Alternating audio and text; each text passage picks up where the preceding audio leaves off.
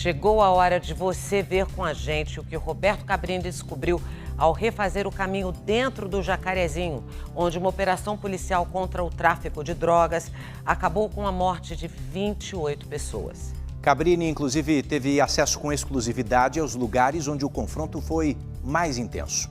Ele conversou com pessoas que ficaram ali no meio do fogo cruzado, inclusive com a viúva do policial assassinado.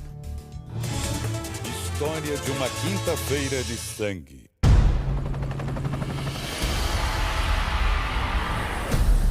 Uma quinta-feira em Jacarezinho. A operação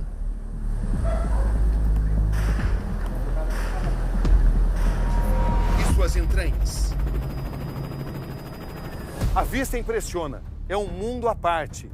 A favela do Jacarezinho, a segunda maior da América Latina, atrás apenas da Rocinha. Em população, é a sétima da América Latina, mas é em extensão territorial que atinge a segunda posição. Com isso, vem também muitos problemas sociais. Aqui vivem cerca de 80 mil pessoas, uma imensidão a perder de vista. Uma comunidade para sempre marcada pela operação de quinta-feira, para o bem e para o mal. Os tiros intermináveis e fuzil. Vai, tá na laje.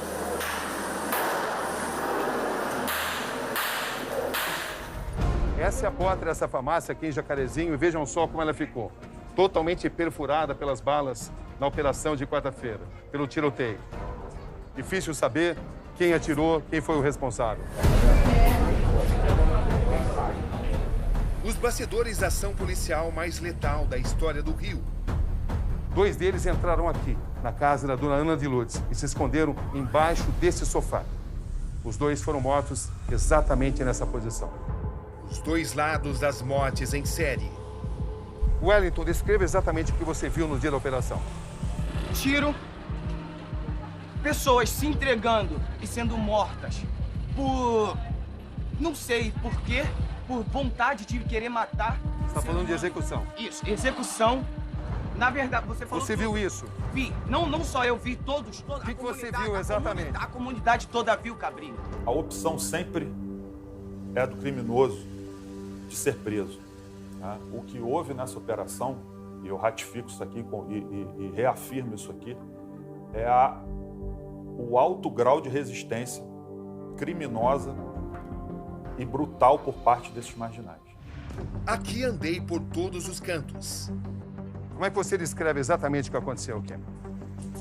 Cara, foi uma chacina. Como é que a gente olha para uma criança de 3, 5 anos e fala para eles que aquilo dali foi um cenário tranquilo? Em busca de respostas. Em busca da verdade. Um raro acesso ao coração da comunidade. Você tem que sair da sua casa de manhã cedo para ir trabalhar e tem que deixar suas crianças sozinhas sem saber se você vai voltar. E eles não vão ter nada para contar para a gente de bom. Os caminhos para se entender o que aconteceu. Gente que viu tudo de perto. O que a senhora viu que marcou mais para a senhora? Acho que disparo de tiro e muito corpo no chão. A visão da polícia. O nosso momento mais crítico é quando a gente abre a porta, por assim dizer, para tentar identificar com que cenário a gente vai se deparar. E nesse momento nós fomos recebidos a bala, a tiros, que a gente simplesmente revidou a injusta agressão que a gente estava sofrendo. A visão da comunidade. Na minha opinião, era para eles terem levado eles presos, não precisava matar. Era para eles terem levado eles presos, mas eles preferiram matar. A entrevista é exclusiva com a mulher de André Frias, o policial morto na operação. Meu marido era tudo para mim, minha vida, meu tudo. Que Deus perdoe a pessoa que fez isso, porque não sabe o que tirou de nós. Não sabe. A emoção do filho que tem o pai como herói. Um herói que partiu em Jacarezinho. Delegado Max, o senhor conhece... O delegado que comandou a linha de frente dos policiais e que testemunhou o inspetor de polícia sucumbir. Essa operação valeu o sacrifício do policial André? Sempre vale o sacrifício. Ele fez o que ele acreditava. Uma favela que nunca mais será a mesma. Madrugada desse domingo, ao fundo as luzes da comunidade. São 5 horas. Estamos na entrada da favela do Jacarezinho. Nesta quinta-feira, nesse mesmo horário, nesse mesmo local, 250 policiais civis se preparavam para o que eles chamam de grande incursão, naquela que se tornaria a mais letal operação da história do Rio de Janeiro. Era só esperar o sol nascer. E não ia demorar. E ele aparece. Jacarezinho vai estremecer. Aqui na favela do Jacarezinho são 6 horas e 8 minutos. Na quinta-feira, exatamente nesse mesmo horário, começava a operação policial. O carro blindado da polícia, conhecido como Caveirão, entrava por aqui. Esta é a entrada da rua José Maria Belo. Objetivo oficial: prender membros de um esquema de aliciamento de menores para o tráfico e o roubo de trens. Os policiais sustentam que enfrentaram uma resistência de cerca de 200 homens armados de fuzis a serviço do tráfico, a serviço do Comando Vermelho. Este é o local exato da morte do policial. Na quinta-feira, o Caveirão da polícia avançou até esta barreira. Eram 6h15 da manhã, quando o inspetor de polícia André Frias e outros 5 policiais deixaram o carro blindado. André foi atingido logo em seguida com um tiro na cabeça, um tiro fatal. Ele caiu nesta posição. As marcas de sangue ainda podem ser vistas aqui. Uma conversa exclusiva com a família do policial morto na operação.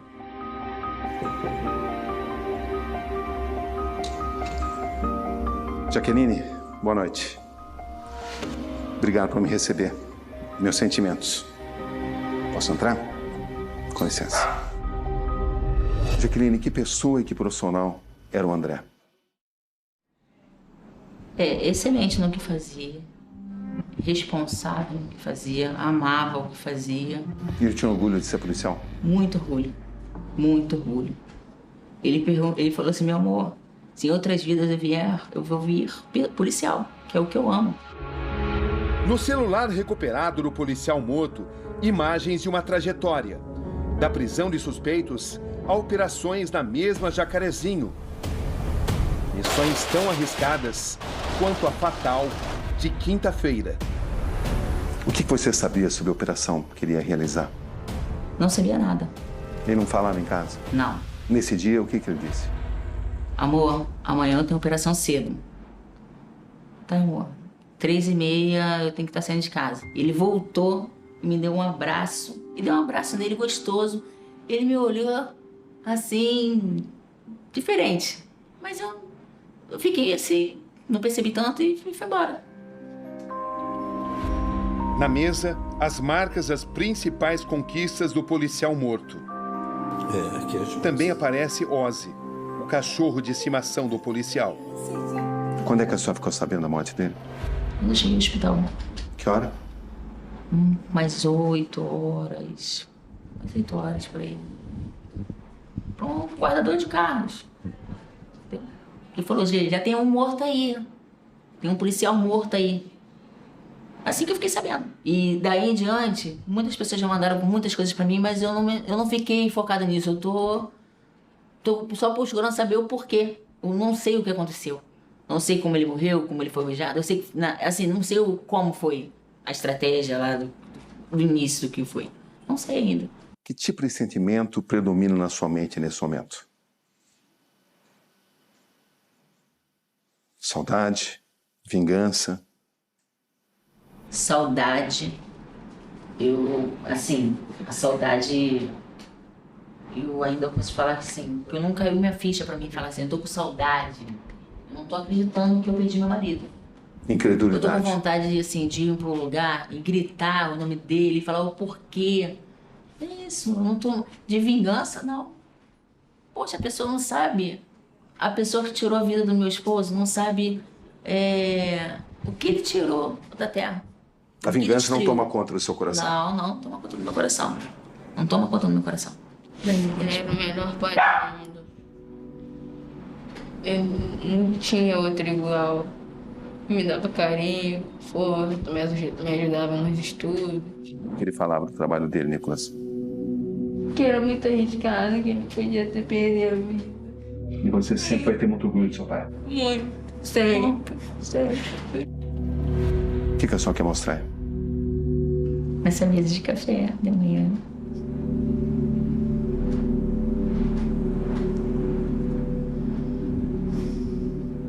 Todos nós temos famílias, a gente não pode julgar ninguém. Com certeza, quem tirou a vida do meu esposo também tem família. Então, assim, o que é a vida? O que é a vida? Qual o preço? Bem, O seu marido se foi, essa guerra contra o tráfico continua? vai continuar sempre vai continuar.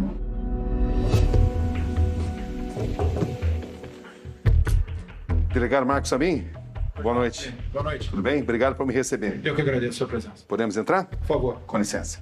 Um encontro com o homem que comandou uma das mais importantes tropas da operação. O delegado Marcos Amin chefiava 50 homens altamente treinados para esse tipo de missão. Tá na laje. Tá na laje. Delegado Marcos, o senhor conhecia bem o inspetor de polícia André Frias? Conhecia bastante o André. O André sempre foi um inspetor ligado à área operacional, né, a área que eu mais me identifico. Então a gente já teve algumas operações antes de vir a trabalhar junto agora na Delegacia de Combate às Drogas. No momento em que o policial André Frias foi morto, o senhor estava com ele? A gente estava lado a lado, né? A gente estava no meio da patrulha, havia 5 policiais à nossa frente e ele era como se fosse um policial que estava fazendo a minha segurança, porque o comando da patrulha fica no meio para poder gerir ali a progressão dos policiais. Em que circunstância o inspetor de polícia André Frias foi morto na operação? Nós entramos na comunidade dentro de um veículo blindado, nós nos deparamos dentro do blindado com uma barricada, né, um trilho de trem concretado no chão. Nós então desembarcamos 8 policiais para poder dominar aquele terreno para que pudéssemos, de alguma forma, tentar tirar aquela barricada para o blindado passar. Então, quando a gente ganhava terreno, nós progredimos por volta de 20 metros e quando nós estávamos nessa progressão, houve uma primeira saraivada de tiros, uma primeira rajada, nós conseguimos nos abrigar e na segunda rajada, um policial que estava na ponta veio ser baleado no braço e o André, que estava do meu lado, acabou sendo atingido fatalmente na cabeça, já caindo em decúbito frontal. Morte imediata. Morte imediata. Falei, atenção, eu preciso do helicóptero. Preciso do helicóptero na Praça 15, perto do lixão. A gente está sendo alvejado aqui na Praça 15, perto do lixão. Estou com o policial baleado. 2 policiais baleados. De onde vieram os disparos? Os disparos estavam vindo aproximadamente a 40 metros de nós. A polícia conseguiu identificar quem efetuou os disparos contra o inspetor de polícia André Frias? Já conseguimos identificar 3 das pessoas que estavam naquele local que efetuaram disparos e 2 dos que estão neutralizados, que foram neutralizados na ação, também participaram da ação. 3 ainda estão sendo procurados pela polícia. Ninguém preso ainda? Preso ainda não. Até que ponto a morte do policial André Frias fez com que os agentes exagerassem na dose, talvez tomados por um sentimento de revolta, de vingança até? Nós tratamos com profissionais, né? Policiais acostumados a situações de crise. Os policiais ficaram consternados, obviamente, né? Nós tratamos de seres humanos, mas nós precisamos ser profissionais, né? E esse é o papel das pessoas de comando dentro do teatro de operações. Nós participamos da operação, nós apoiamos a operação, mas nenhum excesso é permitido justamente para que nós não percamos a razão e não passemos de agentes da lei para agentes fora da lei. Quantos policiais participaram de toda a operação? No total foram aproximadamente 250 policiais. E vocês calculam que tenham sofrido resistência de quantos traficantes? No local onde eu estava, havia pelo menos 15 traficantes, de 12 a 15 traficantes armados com fuzis. Com fuzis? Com fuzis. Como é que o senhor compara os armamentos das forças policiais e dos traficantes? Os armamentos das forças policiais são tão bons quanto os dos traficantes, só que a gente vive um confronto desigual. A gente vive um enfrentamento desigual porque nós temos que atuar dentro da legalidade, nosso dever é atuar dentro da legalidade e eles não têm compromisso nenhum com as leis e com a Constituição do país. A polícia não poderia mesmo ter matado menos nessa operação?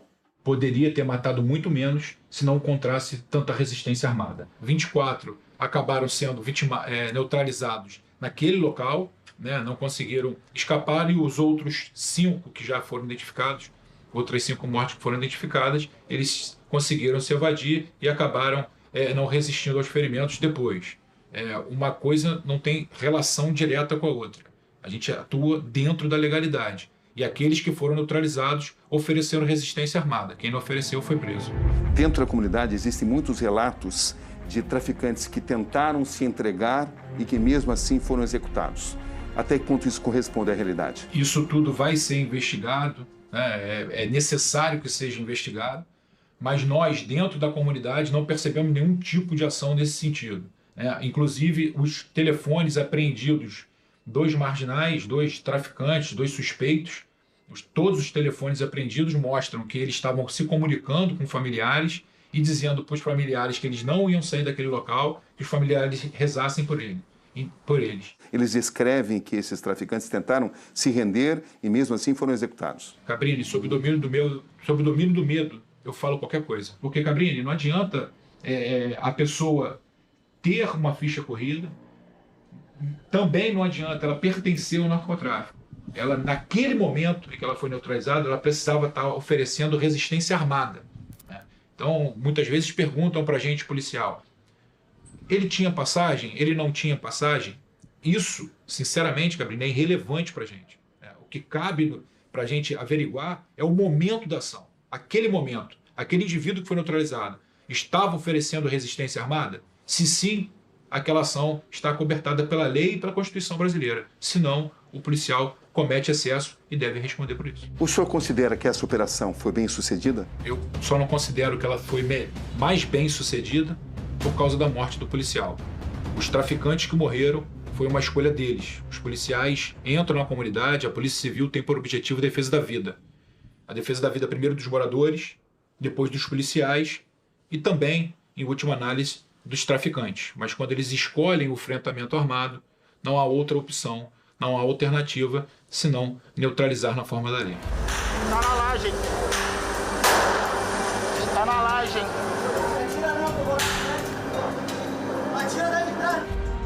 Essa operação valeu o sacrifício do policial André? Sempre vale o sacrifício. Ele fez o que ele acreditava. Acho que você já passou por muita coisa também no jornalismo e sabe, se você olhar para trás, você vai ver que valeu a pena porque você faz o que você acredita. Quando se faz o que se acredita, Cabrini, quando se trabalha naquilo que se acredita, mesmo com o sacrifício da própria vida, sempre vale a pena. 3 minutos depois da morte do policial, esse mototaxista, que se chama Anderson da Silva, também foi atingido na troca de tiros. No local, ainda podem ser encontradas marcas de bala. A imagem de Anderson sendo ferido foi registrada pelo celular de um grafiteiro que estava no local. Veja a imagem. O cara já deve ter recuado já. Ai, ai, ai, ai. Morador baleado! Tá baleado! Pegou ele aqui! Ai, ai! Anderson, você pode relatar o que aconteceu exatamente? Por volta de 6h11 da manhã, eu fui atingido por uma bala perdida, não, achada, aqui no mototáxi. Esse é o ferimento? É o ferimento. Tiro de fuzil? Tiro de fuzil.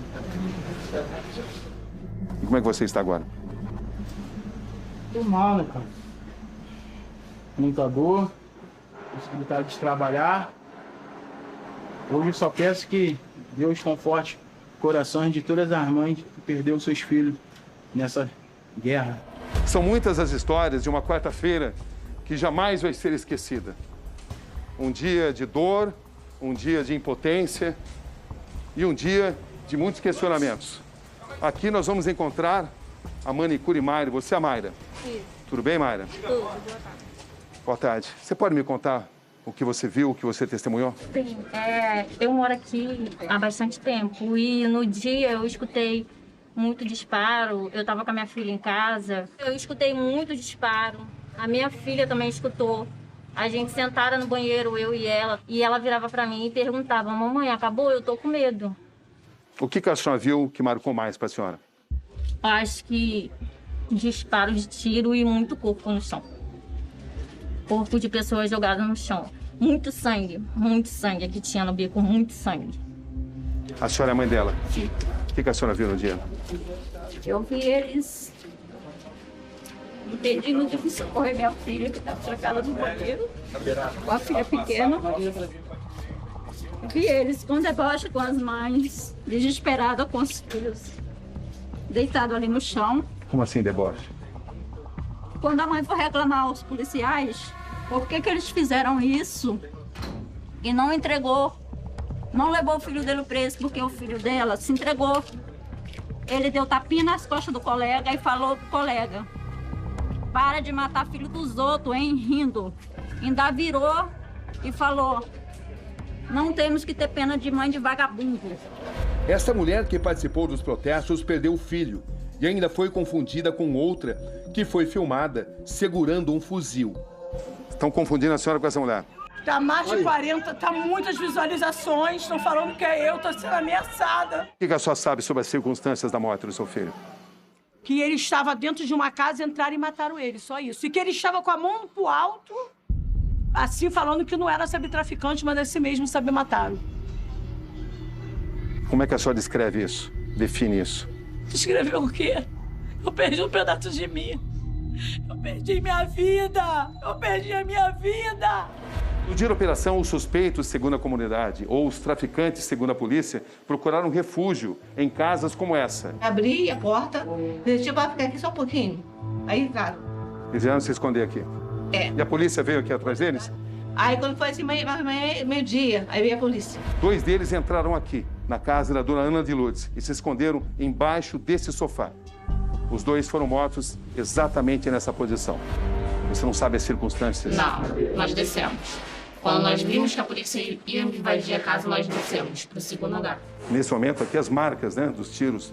Isso é uma marca de tiro de fuzil aqui na parede. Dona Nelita, posso entrar? Dá licença. Quantas pessoas morreram aqui na sua casa? 2 pessoas. Onde? Aqui. Os meninos se renderam? É.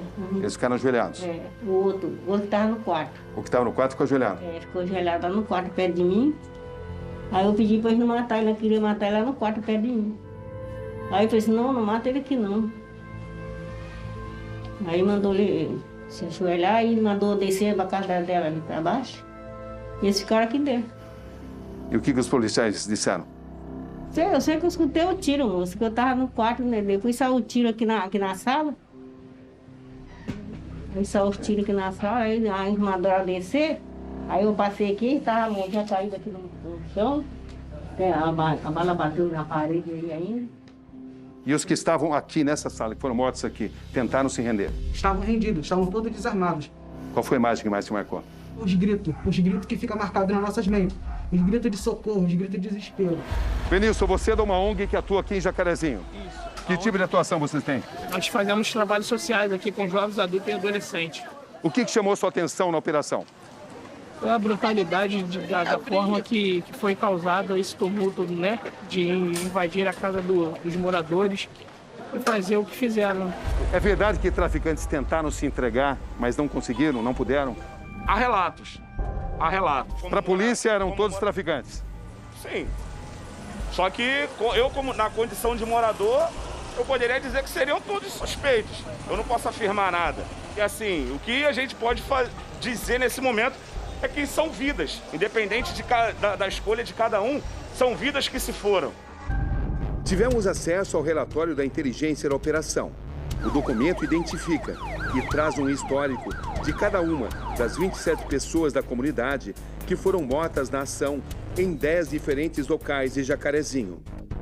Quem eram os 27 membros da comunidade que foram mortos? Algum inocente foi executado? Todos os 27 são criminosos, traficantes com ficha penal e comprovação de sua participação no tráfico. Não há um único inocente morto nessa operação que não o próprio policial. A operação se desenvolveu conforme o senhor planejou? Houve algum imprevisto? Não, a operação ocorreu exatamente como é que estava previsto. O que de fato diferencia essa operação das demais operações é que pelo fato da gente ter permanecido algum tempo sem ingressar naquela comunidade, o tráfico acabou se fortalecendo. Então eles fizeram obras de engenharia física no sentido de prover determinados bunkers, determinadas seteiras para eles poderem atirar nos policiais com o objetivo de matar, o que resultou, consequentemente, numa reação muito mais intensa por parte do tráfico de drogas. E a gente teve que, enfim, de alguma forma, suportar essa resistência e avançar. Imagens inéditas mostram momentos da operação policial que durou mais de 3 horas e resultou em 28 mortos, sendo um integrante da polícia. Os policiais sustentam que a resistência armada do tráfico foi maior do que a esperada.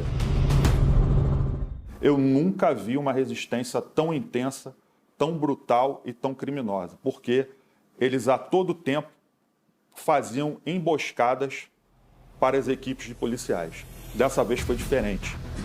Eles não atiravam para fugir, eles atiravam para nos matar. Essa foi a grande diferença dessa operação. A gente precisa, sim, do apoio das pessoas que acreditam no Estado Democrático de Direito, que aquele território é um território do Brasil, do Rio de Janeiro, e não do tráfico. Só peço o apoio e que aguardem o fim das investigações, pois vai ficar mostrado que a polícia agiu dentro da legalidade.